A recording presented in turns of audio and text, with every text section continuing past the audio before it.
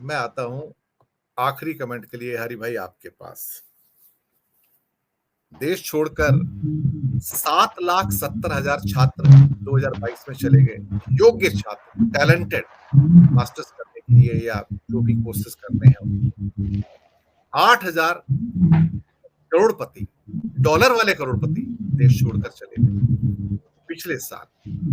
1 लाख से ज्यादा वो लोग चले गए जो प्रोफेशनल्स थे, एस्टेब्लिश प्रोफेशनल, मैनेजमेंट में, टेक्नोलॉजी के अंदर, साइंटिस्ट, इंजीनियर जो टॉप क्लास थे, जिनको बना बनाया बाहर की कंपनियों को वो क्या कहते हैं ना कि एक प्रोडक्ट चाहिए, वो यहाँ से चले गए, चाहे वो स्पेस रिसर्च के हो या किसी और फील्ड के। मैं जहां से प्रोग्राम कर रहा हूँ वो हिरणदानी गार्डन पवई है सर, मुंबई में। तो कल ही मैंने प्रोग्राम किया, Hiranandani is making a 2,000 crore investment in Bangladesh. उसके बाद नेक्स्ट खबर देखी तो बजाज का नया यूनिट आया 30,000 ऑटो का बांग्लादेश के। मैं हैरान हो रहा हूँ कि भारत के और बहुत सारे बड़े बड़े कुछ और खबरें भी आई थी, बड़े बड़े industries, they are going to Bangladesh to open the unit. They don't have trust in this country to it. Students को ट्रस्ट नहीं है, करोड़पतियों को ट्रस्ट नहीं है, इंडस्ट्री को ट्रस्ट नहीं है। ये कैसा भारत है सर, नया भारत?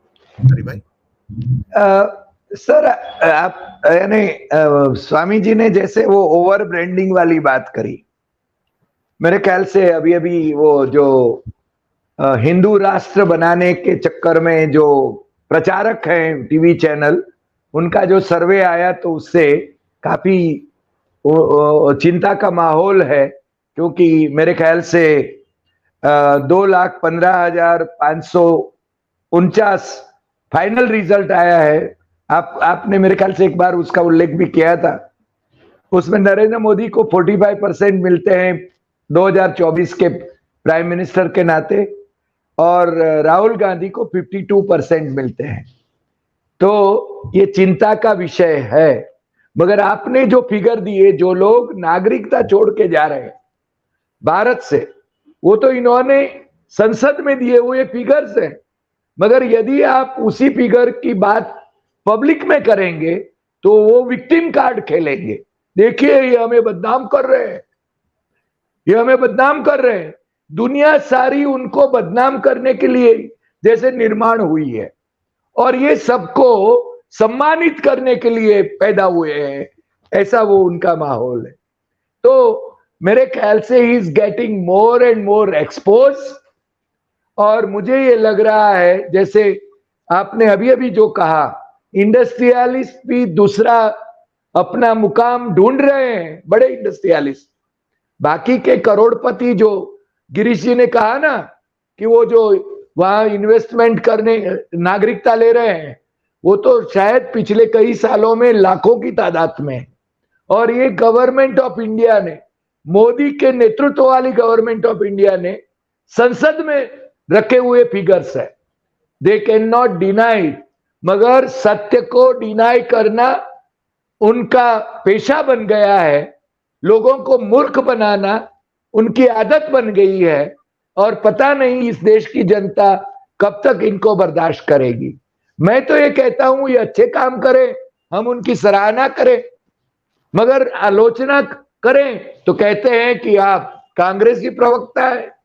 अरे भाई, हमें राजनीति से क्या लेना देना? आप करिए राजनीति, मगर जिस प्रकार की हीन प्रकार की राजनीति आप संसद में भी कर रहे हैं, तो मेरे ख्याल से ये पूरे देश के लिए शर्मिंदगी का माहौल निर्माण करता है।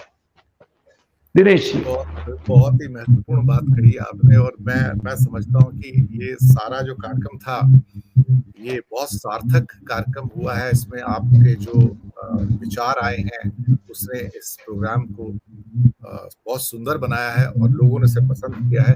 इतने बड़े नंबर में इस समय करीब 864 लोग इसको लाइव देख रहे हैं इस समय इस प्रोग्राम को, तो ये बड़ी सफलता है।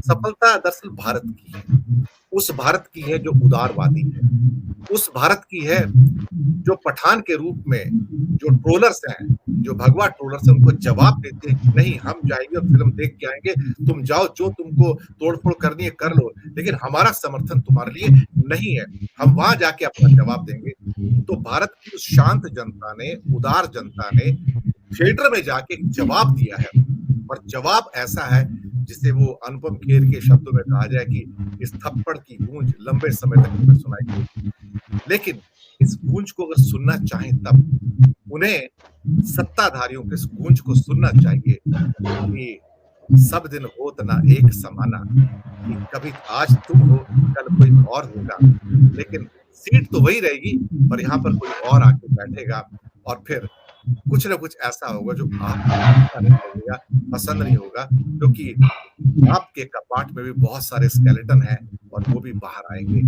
आप उन्हें तब रोक नहीं पाएँगे और मोदी जी को भी एक बात समझ लेनी चाहिए, लास्ट शब्द, आप अपना इतिहास स्वयं नहीं लिखेंगे, आपके जाने के बाद कोई और लिखेगा और वो इतिहास लिखवाने के लिए आप उनको आदेश नहीं देंगे, वो अपने हिसाब से इतिहास लिखेंगे। ध्यान रखिए इस बात का, इतिहास सबका लिखा जाता है, आपका भी लिखा जाएगा और शायद इतिहास आपके प्रति इतना उदार नहीं होगा। मनमोहन सिंह ने कहा था, hope history will be kind to me, yes history is kind to Manmohan Singh, but history is not going to be kind to mister Modi definitely. बहुत-बहुत धन्यवाद आप सबका, दर्शक मित्रों आपका भी धन्यवाद।